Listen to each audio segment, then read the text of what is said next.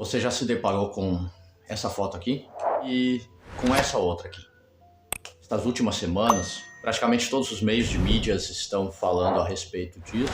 Eu queria compartilhar com vocês um pouquinho do que aconteceu e o que esses acontecimentos me fizeram pensar.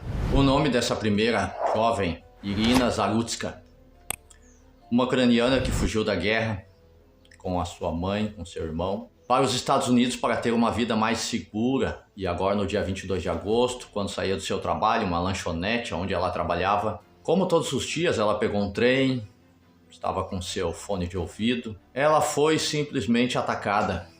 O motivo? Roubar seu telefone? Não. Ela foi assaltada, se envolveu numa briga?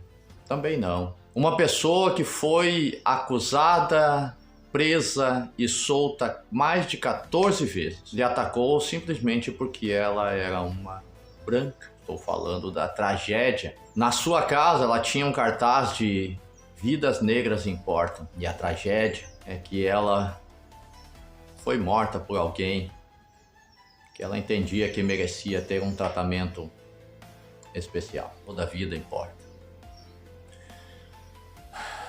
E uma das coisas que me chamou a atenção, eu quero falar um pouquinho mais à frente, que me deixou angustiado, perturbado. Mas eu quero falar sobre o outro, que é o Charlie Kirk, ou Kirk, conforme a pronúncia. Ele era um ativista cristão e político também, que desde muito jovem estava trabalhando nos Estados Unidos promovendo debates públicos. Ele sentava para escutar as pessoas que quisessem apresentar os seus pensamentos, as suas ideias, as suas posições, a sua maneira de pensar, para que ele então pudesse apresentar a sua. E ele foi alvejado no dia 10 de agosto.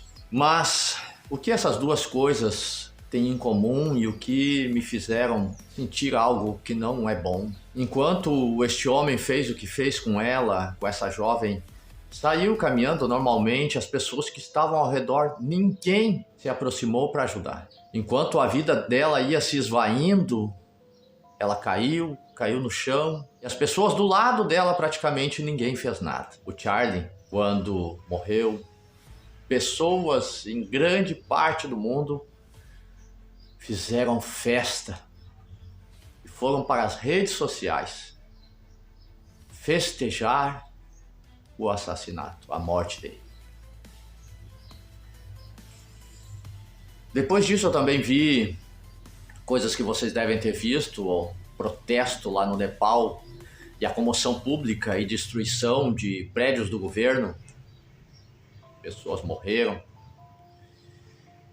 porque tem um sistema que estava tomando conta do ambiente lá, e um sistema corrupto que, embora pregue a igualdade, favorece os que estão no poder e não deixa espaço nenhum nem para se manifestar, ao contrário, para os demais. Houve movimentos também a respeito da morte do Charlie Kirk na Inglaterra, na Nova Zelândia. Vou colocar aqui também para você ver. E eu percebi que algo mudou na região espiritual. O que você percebeu que mudou, irmão Adildo? E é isso que eu quero compartilhar com você. Algo mudou. Em alto mar existem dois momentos que são muito parecidos. Um deles é a calmaria e o outro é a bonança. Qual é a semelhança deles? Ambos, o vento é quase inexistente ou muito fraco e as ondas ficam bem tranquilas também. Mas qual a diferença? Essa é a semelhança, mas qual a diferença entre os dois? A calmaria vem antes da tempestade e a bonança vem depois. Eu tenho sentido uma comoção espiritual e um mover espiritual nos últimos tempos, nos últimos dias. Tenho visto bastante gente se chegar à igreja, pessoas me ligando. Ainda há poucos dias um rapaz me ligou e nós conversamos, falei da palavra e ele aceitou Jesus por telefone, uma coisa que eu não me lembro quando foi a última vez que isso aconteceu. Eu tenho sentido uma liberdade nos céus. Deus tocou na liderança do nosso ministério. Nós temos oração praticamente o dia inteiro. Nós nos reunimos em salas virtuais, oramos nas igrejas e com diversos motivos, com diversas campanhas, com diversos títulos. E temos sentido realmente o mover de Deus. Isso não tem sido somente no Brasil ou no Paraguai, mas de uma forma mundial, onde o nosso ministério tem chegado, o ministério da nossa igreja. Temos visto o mover de Deus realmente. E essa morte do Charlie Kirk fez com que muitas pessoas também tomassem uma posição. E muita gente tem se manifestado com orações, com vigílias, falando da palavra de Deus. O que isso me parece? Quando eu vi a forma que as pessoas estão desumanizadas a ponto de passar ao lado de uma pessoa que foi ferida mortalmente e não oferecerem nenhum socorro, ou pessoas festejando a morte de um pai de família porque pensa diferente, e observando que tem uma doutrina, há um ensino, há um movimento forte, grande, que deseja a nossa morte. Isso, eles não querem evangélicos vivos. E nós muitas vezes estamos nos preocupando com tantas outras coisas que esquecemos isso. Esquecemos que nós precisamos anunciar o evangelho. Esquecemos que nós precisamos fazer a diferença e esquecemos que ainda estamos num mundo que não está sendo controlado pelo nosso Deus, porque as pessoas entregaram o domínio para um outro ser que vocês conhecem. Eu não pude parar de me emocionar toda vez que eu me lembro, porque às vezes parece que o ser humano está agindo pior do que animais. Jesus, ele disse que o amor de muitos esfriaria, mas quando a gente tentou antigamente imaginar o que seria a frieza do amor, a gente não imaginou que estaria a tal ponto.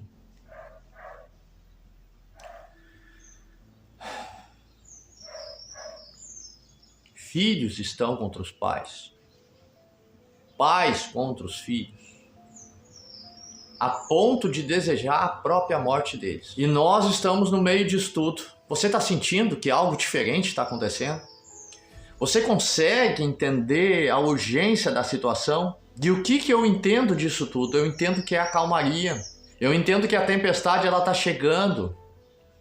E eu entendo que muitos de nós, daqueles que conhecemos a palavra de Deus, possivelmente não estamos preparados para passar por isso. Eu quero deixar para vocês a reflexão. Eu nem sei qual título que eu vou botar para isso ainda. Nem sei se vai ter título. Não sei se eu já botei o título, né?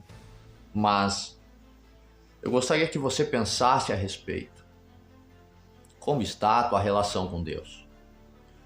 O que você tem feito para aproximar as pessoas do Evangelho? O que você está vendo, o que está se desenhando no horizonte?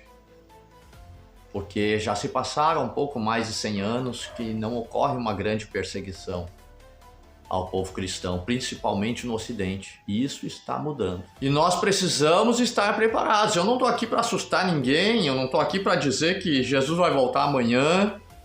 Eu não estou aqui para dizer que você deve agora se assustar e não dormir mais bem à noite. Não, estou dizendo que nós não podemos permanecer inertes, vendo as pessoas caminhando para o abismo e não fazer nada. Pense sobre isso.